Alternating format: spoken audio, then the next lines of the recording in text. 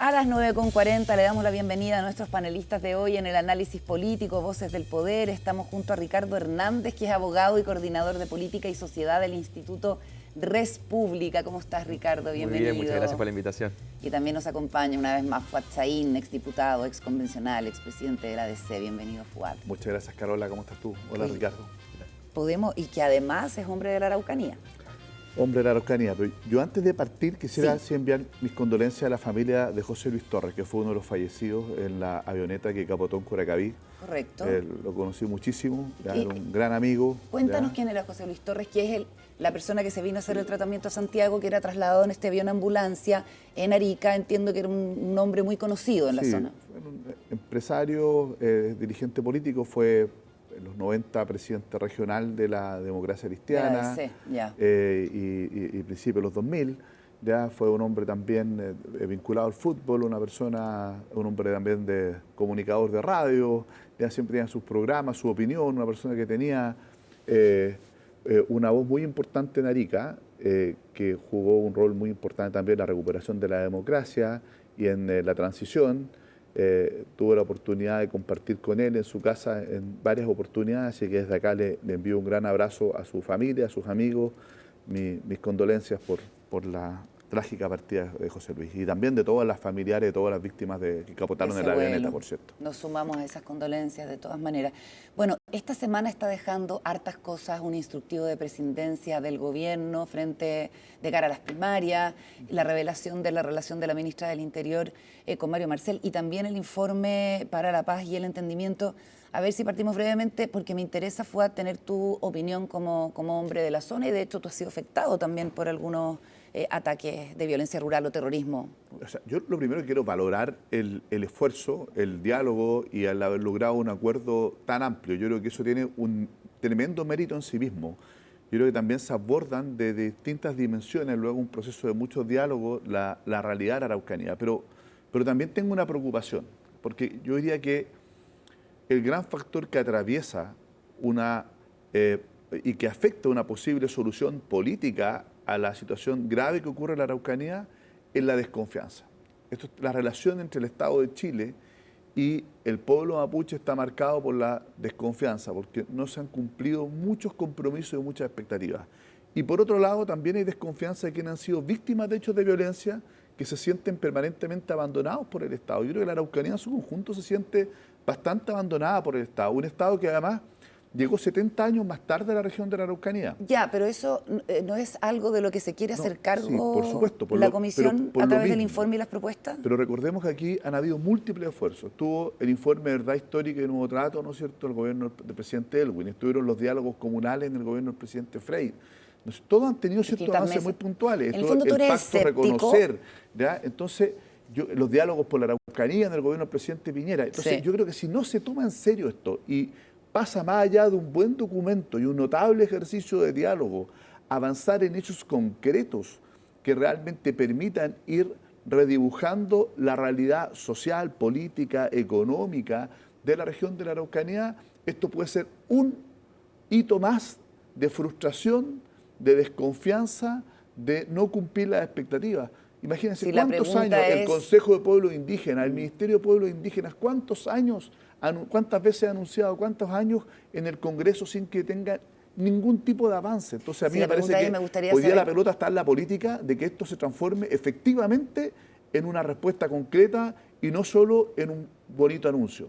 Claro, que es lo que dice Buenchumilla, la solución solo puede ser política. Entonces, claro, ¿quién toma la posta de lo que hace el informe? Ricardo, ¿cómo lo ves? Sí, este informe tiene 21 recomendaciones, no sé si podemos calificarlo de gran acuerdo, pero sí hay recomendaciones que fueron valoradas, que hay situaciones que son bastante similares a documentos que menciona Fuad, pero tiene algunas cosas positivas, algunas propuestas, por ejemplo, de formas de indemnización distintas a la restitución de tierras y otras vías que son quizás nuevas a los informes anteriores, pero cae lo mismo de poner la confianza, por ejemplo, en crear más institucionalidad, más burocracia estatal para solucionar los problemas, la magnitud de las cifras también como que se escapan a los cálculos reales. La verdad que si uno hacía la la comparación de cuántas hectáreas estamos hablando por entregar, la verdad que superaban incluso países como Luxemburgo y que hacían imposible llevarlo a la práctica. Por lo tanto,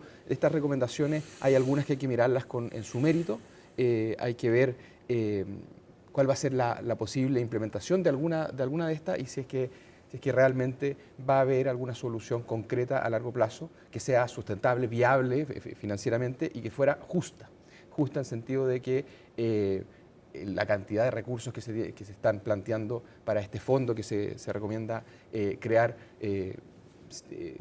van a ser distribuidas en su mérito, van a ser distribuidas de manera concreta o van a ser, por ejemplo, capturadas por algunos movimientos políticos que a veces ocupan estos movimientos, esta crisis que hay en la Araucanía, en el Biobío y incluso llega hasta los lagos, las soluciones ocupadas de forma política. Pero de nuevo, la pregunta es, ¿por qué como desentenderse de la solución si la solución depende de todos, ¿cierto? También pareciera, yo lo que he visto es harto escepticismo frente al trabajo de una comisión que yo creo que estamos de acuerdo en que da garantías de su transversalidad de miradas, de actorías, hay representantes de los agricultores de Malleco súper golpeados, hay representantes de las comunidades, está la propia solvencia de la trayectoria de Alfredo Moreno y Francisco Huenchumilla, pero se ha recibido, yo encuentro, con harta desconfianza y suspicacias incluso, yo mi desconfianza además del no uso tiene que ver con el electoral. documento, el tema tiene que ver justamente con la política.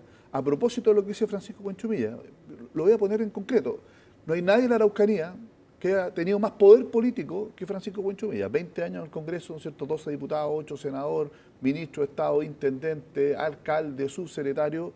Bachelet en su momento lo nombró, ¿te acuerdas? Y la verdad es que... Encargado. Y la verdad es que Renunció. con todo ese poder político, ¿ya? Él que ha sido protagonista de este acuerdo, la verdad es que también me imagino que tiene que hacerse una profunda autocrítica, porque todos quienes hemos tenido más o menos poder político en la Araucanía, ¿ya? Lo hemos tenido, lo digo también yo con sentido de autocrítica, que fui diputado 8 años, la posibilidad real de instalar este tema en la agenda nacional de tal manera, ¿no es cierto?, de salir de la noticia del ataque, del atentado ¿Y ser capaces de avanzar. ¿Y cuál es mi sensación? Es que cada gobierno tiene un conjunto de iniciativas que le permiten básicamente esperar que pase el tiempo y que el problema le quede a otro. Y cada vez que hay un hecho violento en la Araucanía, entonces lo que ocurre es que hacemos llamados al diálogo, tratamos de construir acuerdos que después simplemente quedan en un segundo o tercer plano en la agenda legislativa, no avanzan en el Congreso, no tienen el impulso del gobierno hasta que ocurre otro hecho dramático en la Araucanía en que se vuelve a poner el foco ahí. Y eso es lo que hace que la gente de la Araucanía se sienta profundamente abandonada, se sienta profundamente golpeada. Las comunidades mapuches, tantas veces postergadas en sus anhelos de participación, reconocimiento y desarrollo, que han optado por el diálogo, que son curiosamente las más postergadas, porque el gobierno muchas veces trata de poner el foco para tratar de calmar las cosas y apoyar más a quienes han utilizado vías de hecho, de violencia, y eso creo que es parte del problema, pero también no solo las víctimas directas de la violencia, no solo quienes hemos sufrido ataques, sino que yo creo que la Araucanía en su conjunto es víctima de este círculo de desconfianza, de postergación y de violencia. Y yo por eso que espero que esto realmente tenga la voluntad política para avanzar y que no tengamos un análisis académico de este informe, sino que tengamos acciones políticas concretas que permitan avances significativos, a lo mejor no en un 100%, pero sí avances significativos. Les propongo que vayamos al tema de las inversiones en Chile. Ayer el Diario Financiero anunciaba que 2 empresas chinas se retiraban de las inversiones en litio y ha salido la embajada china, que igual es como una rareza, sabemos que las empresas, que las empresas son estatales, a decir que no, que esto no es así, que ellos siguen interesados, pero ha dado para hablar del contexto de la permisología, de las demoras y bueno, también lo que pasa con el mercado del litio. ¿Cómo han visto esto a lo que se suma lo que ha pasado con las pesqueras en la zona del Biobío? Pacific Blue dice que se retira del tema de la merluza y también por las cuotas que se establecieron entre los parlamentarios y en este caso con una acusación bien grave que el propio ministro Grau reconoce, que en la negociación parlamentaria se entregaron cifras equivocadas y que es lo que dicen las empresas, es una cuestión digamos, súper grave porque probablemente llevó a los legisladores a tomar decisiones con esas cifras a la vista que provenían del Ministerio de Economía. Ricardo. Esta noticia de respecto al retiro de capitales de empresas chinas que después trata de ser aclarada por la embajada, una aclaración que yo leí que no quedó muy claro si es que se retiraban o no, si es que seguían comprometiendo la inversión. Bueno, y esto abre varias aristas respecto a la permisología, efectivamente, a dónde está el foco que pone el gobierno también, en el caso, si volvemos al punto anterior, en el caso de los ataques en el Biobío, también fueron unas empresas chinas que al final levantan el tema y lo hacen político, finalmente lo hacen visible a nivel nacional. Y esto hace también tambalear lo que muchos expertos advertían respecto a la estrategia del litio. Respecto a el control que tiene el Estado respecto a las concesiones, de si era preferible abrir a mayores concesiones y no que solo pudieran participar grandes empresas chinas que finalmente tienen el sartén por el mango y no que participen otras empresas y que si una empresa china cae, hayan otros oferentes que exploten el litio, porque finalmente son problemas también de cálculo de las empresas, es decir, si yo comienzo ahora a explotar el litio, ¿en cuánto tiempo puedo empezar a operar? Y la permisología en eso en Chile ya está dando cátedra al mundo de que son temas que superan una cantidad de años razonable, los 5 hasta los 10 años para que un proyecto comience a funcionar, y eso espanta a cualquier tipo de inversionista en tema del litio, pero también en temas como, por ejemplo, la pesca en el sur, por el tema del salmón. En mi región de Biobío, ahora con este cierre de una planta, ¿cierto?, de pesca en Coronel también, que se han advertido que si esto continúa así también probablemente sigan el mismo camino, y eso es menos empleo, sobre todo para regiones que lo necesitan y regiones que justamente son las más vulnerables en este sentido, las que tienen mayor cifra de pobreza y desempleo. A ver, varias cosas. Lo primero, yo creo que es injusto echar la culpa a este gobierno de la permisología. Yo creo que esto es una cosa que se arrastra hace harto tiempo y afortunadamente parte de un ejercicio de diálogo que hoy día se está abordando después de ciertos acuerdos transversales, un proyecto de ley que busca disminuirla. Pero esto es un drama, porque si no le ponemos urgencia, la verdad es que vamos a terminar ahuyentando a cualquier inversionista. No puede ser una tortura china, curiosamente, digamos, hago esa analogía, el poder tratar de emprender en este país. No puede ser una tortura china, no puede ser que nos demoremos tanto y que estemos afectando la certeza jurídica. Si no tenemos la posibilidad de tener inversión, si no tenemos la posibilidad de tener desarrollo, no vamos a tener tampoco mayor justicia social y no vamos a tener mayor equidad territorial, ni mucho menos. El tema del litio, yo creo que... Pero déjame hacerte un alcance. Amazon acaba de anunciar la, digamos, instalación de un tremendo data center con una inversión millonaria en dólares en nuestro país. Hoy día en la mañana más temprano entrevistábamos al gerente de este proyecto y decía, nosotros tenemos presentamos todos los permisos que teníamos que presentar y se nos entregó la autorización. Entonces, no es una generalización decir, evidentemente hay demoras tan evidentes que se están tramitando proyectos en el Congreso, pero se puede hacer una generalización. O también, cuando las reglas del juego son extremadamente beneficiosas para las empresas, está bien invertir en Chile, pero cuando los países se ponen de acuerdo a través de sus parlamentos de que quizás hay que modificarla, ahí ya no es tan atractivo porque no es... No, mira, yo soy más partidario de cambiar el paradigma. Nosotros somos herederos de los Borbones, que son absolutamente reglistas y burocráticos, y esa es nuestra tradición institucional. A mí me gusta más donde tenemos mayores facilidades ex ante, pero fiscalización y sanciones drásticas a quien efectivamente actúa de mala manera o incumple la ley. ¿Ya? Aquí en Chile muchas veces tenemos un montón de trámites ex ante y después no fiscaliza nadie. ¿Ya? No fiscaliza a nadie, y quien no tiene permiso y quien actúa a la mala tampoco. Entonces yo creo que aquí es mejor tener un Estado con capacidad de fiscalizar y sancionar drásticamente a quienes realizando alguna actividad no cumplen con la ley o generan efectos dañinos, ¿no es cierto?, en el medio ambiente, en la población, en las comunidades, ¿ya?, etcétera. Y ese es el cambio de mirada que yo creo que tenemos que tener. En particular respecto al litio, yo creo que el gobierno cometió un error. Se demoró demasiado con esta cosa de que, mire, que queremos que uno podría, desde el punto de vista ideológico, incluso a lo mejor compartir una empresa pública como tenemos en el cobre, en el litio, pero el tema es que el boom del litio se sabía que iba a ser una ventana muy corta y por lo tanto o la aprovechábamos o nos quedábamos fuera.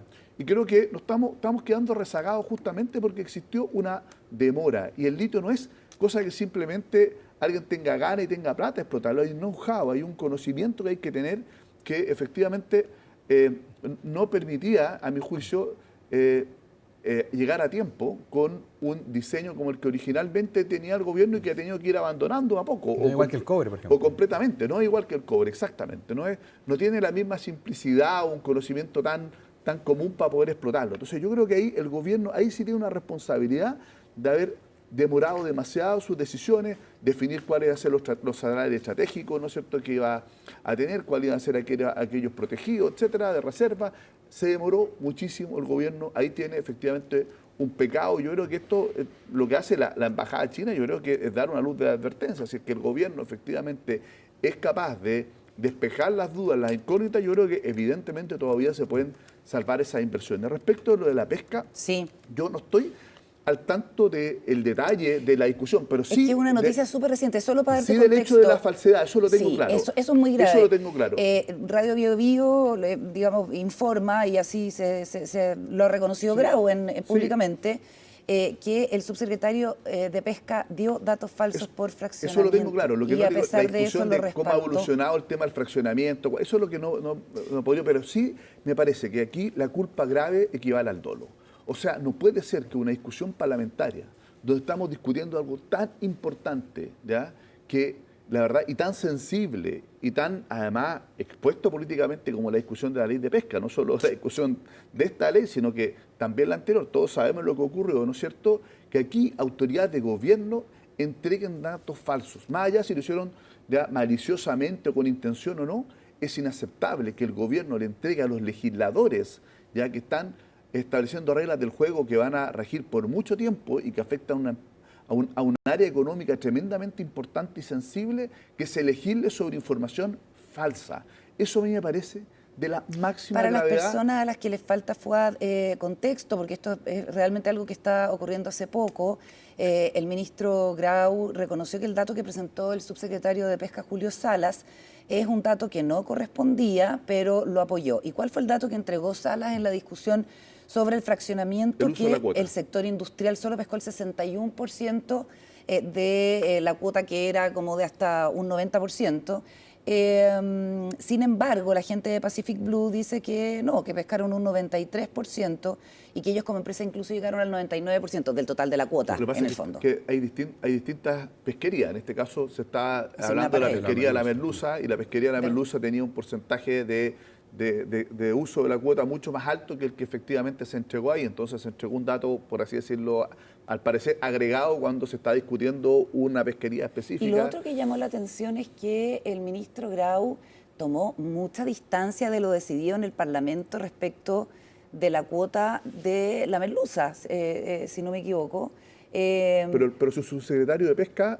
Porque lo que querían era un 57% y terminó saliendo un 48% para la pesca industrial. Pero el subsecretario Salas, según lo que yo entiendo, apoyó efectivamente este cambio en la comisión. Entonces, no puede el ministro ahora echarle la culpa simplemente al Congreso, cuando su subsecretario, el colegislador, fue el que lo avaló. Estoy súper de acuerdo en la comisión. Sí, pero hay un punto que hay que dejar claro, Ricardo, que la permisología no solo afecta a grandes empresas o grandes inversiones. O sea, si a grandes inversiones que tienen respaldo incluso de estados como las inversiones chinas, tienen equipos de abogados completos que pueden hacer la gestión, lobby, para sacar adelante los permisos. Imaginemos las medianas empresas, las pequeñas empresas que también sufren este fenómeno y deben medirse de manera distinta también el impacto, sobre todo que tienen en la población y en los distintos territorios. Y respecto a la iniciativa del gobierno, efectivamente hay ciertos proyectos de ley que se están tramitando hoy, uno que se aprobó hace muy poco y otros dos que están dando vuelta en el Congreso, pero no sé si el gobierno le ha puesto el empuje necesario, las urgencias,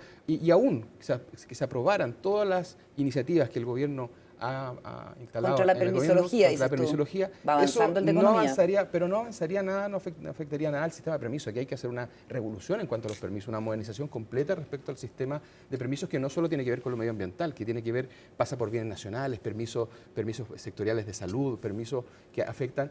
Incluso hay hospitales que han sido afectados por el tema de la permisología. O sea, esto no es ni siquiera un tema solo de privados. Aquí incluso el propio Estado sufre su propio mal. Es decir, hospitales que hoy día, con las cifras que hay de listas de espera, hospitales que están ahí a punto de construirse o sin recepción de obras porque faltan permisos que son a veces incluso imposibles o incompatibles entre ellos. Entonces hay que tener cuidado con este fenómeno de la permisología, que hay capas que hay que medir de manera distinta y afectan de manera distinta. Yo no sé si el impulso del gobierno con 2 o 3 proyectos de ley que buscan reducir 1, 2, 3 permisos por aquí y por allá vaya a ser un cambio sustantivo, algo que se nos viene de aquí a 10, 15, 20 años. Último apunte sobre esto, antes de irnos a la carrera presidencial y a las primarias, es que el Diario Financiero, que dio el dato ayer de que estas dos empresas chinas desistían de sus inversiones en el litio, dicen que esto fue, digamos, confirmado, el desistimiento por 4 ministerios y por la Corfo. Así es que la intervención de la Embajada de China, digamos, Es que hubo ciertas tiene que ver más con contradicciones en la salvar un respuesta del escenario gobierno, que con sí. desmentirlo, Bueno, ¿no? pero con el viaje del presidente Boric a China, espero que eso se pueda revertir. Seguramente. Yo creo que la gente quiere certeza. Ya nadie quiere que hacer lo que se le antoja. Yo creo que eso hoy día no es aceptable. Nadie pretende, cuando hablamos de permisología, que la gente haga lo que quiera sin cumplir con ninguna regla, ninguna norma y que No, retrocedamos claro. en eso, ¿no es cierto? Ya pues, tiene que ver con la oportunidad, la agilidad, la pertinencia, el criterio, ¿no es cierto? Los plazos del Ya, Estado de y yo creo que ahí, y la certeza, cuando te empiezan a cambiar después las reglas del juego, eso creo que es muy importante. Y lo que tú bien decías, los plazos. Y para eso, ¿no es cierto? A veces yo también siento un discurso bien incoherente a veces de la propia derecha, lo quiero decir, porque dice, mire, no, queremos menos Estado, queremos más, o sea, que el Estado, pero por otro lado quieren que el Estado resuelva más rápido todos los permisos. ¿Y cómo? Para eso lo que necesitamos es un Estado mucho más eficiente, ¿ya? Y para eso tiene que tener un tamaño adecuado, ni más ni menos, pero que sea eficiente, que tenga musculatura, no solo para ser ágil en la respuesta, y los servicios que presta el Estado que sean de mayor calidad, sino que también para tener realmente capacidad, después de que otorga los permisos, de fiscalizar y de sancionar a quienes incumplen la norma. Porque eso también, a propósito con lo que dice Bachelet, también eso muchas veces genera rabia en nuestra sociedad. Sí, eso fue en un conversatorio lo de Bachelet, donde habla como de esta hostilidad entre los chilenos. Fue como el 29 de abril más o menos. Y esto se da además en el contexto de la campaña presidencial en la que estamos, ¿cierto? Una primaria, que además Bachelet llamó a que fuera buena onda, pero con el antecedente que hemos sabido de la relación entre la ex ministra Carolina Toá y el ministro Mario Marcel, como que se ha complicado y ha generado, bueno, de hecho una presentación ante la Contraloría, ¿cierto?, de parte de los parlamentarios de derecha para ver si hay intervencionismo o no. Hay gente que plantea que si llega a ganar Carolina Toá la primaria, el ministro Marcel tiene que renunciar. ¿Algo sobre eso antes de hablar en general de la presidencial, Ricardo? Sí, probablemente este anuncio de la relación amorosa que tenían los ministros ahí, probablemente los ministerios más poderosos del Estado, Hacienda, ¿cierto? Y el tema de seguridad. Parece que sí, Mario Marcel podría quedar fuera de juego con esta declaración, siendo que la candidata mejor prospectada del oficialismo podría ser la candidata. Bueno, él tiene que tramitar proyectos de ley, la ley de presupuesto, y eso seguramente lo va a condicionar mucho en sus opiniones en cuanto financiamiento se pueda dar, cuestionamiento respecto al pasado, hace cuánto venía esta relación y las decisiones que se tomaron en su momento. La verdad que yo creo que esto va a afectar bastante al ministro Marcel en cuanto a su gestión diaria. No sé si debe renunciar o no, pero seguramente va a ser un cuestionamiento político durante toda la campaña. Fuad.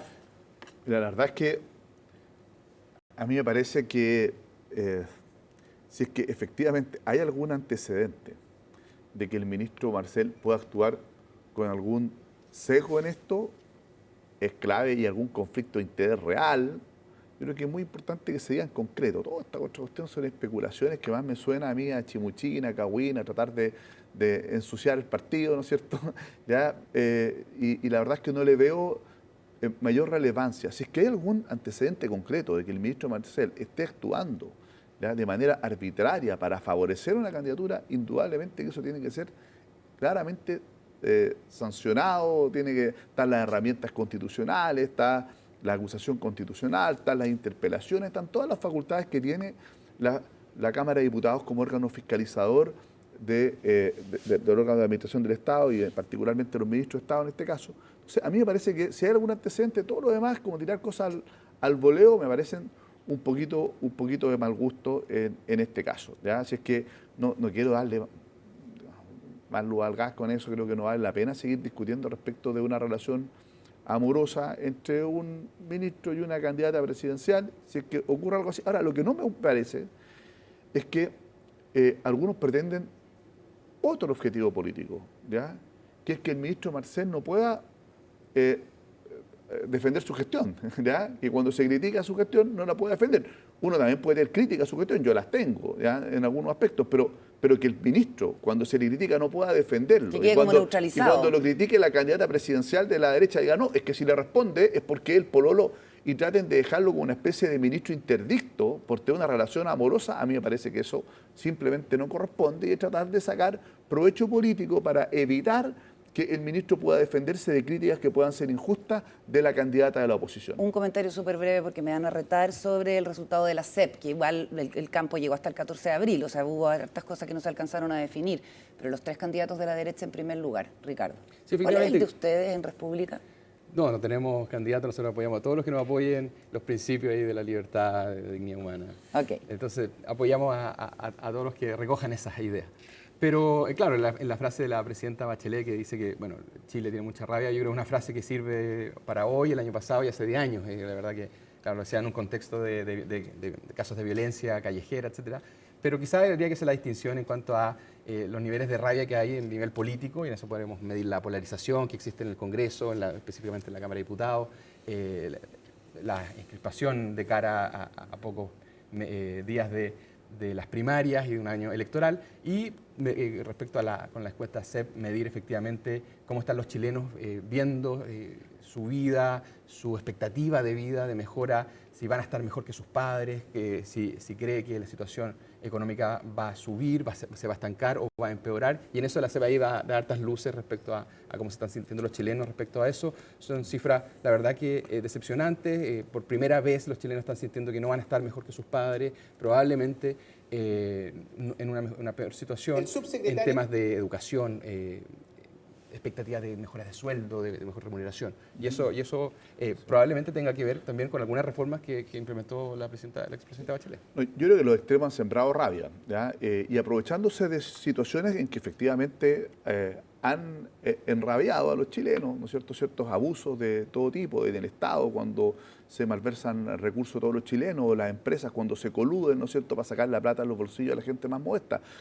Pero en lugar de hacerse cargo, se ha sembrado rabia. Cuando nos dijeron, no son 30 pesos, son 30 años, ya se sembró rabia. Cuando hoy día, efectivamente, ¿no es cierto?, los candidatos de derecha lo único que hacen es sembrar rabia, desconfianza, polarización, particularmente Kass y Kaiser, que su discurso, un discurso cargado de odio incluso, y de discriminación. Bueno, entonces, pues no nos quejemos. ¿Cuál es el problema de esto? Es que la política razonable, aquella que cree en la discusión de ideas y la construcción de acuerdos para avanzar, tiene que ponerse de acuerdo, ¿ya? De verdad, ¿ya? Y no tiene que ceder a este discurso y tiene que buscar soluciones. De lo contrario, le estamos pavimentando el camino a un régimen populista, totalitario en el mediano plazo. Y por eso que la rabia es muy peligrosa, porque siempre termina pavimentándole el camino al totalitarismo. Y eso no basta con ser comentarista ni denunciarlo de parte de las fuerzas políticas dialogantes, sino que tienen que hacerse cargo, ¿ya? Y ser capaces de buscar solución a los problemas que molestan a los chilenos. Muy bien, Fuatchaín, Ricardo Hernández, muchísimas gracias a los dos por acompañarme. Gracias, que tengan un buen fin de semana. Gracias, que le vaya muy bien. 10:09, pausa y ya volvemos.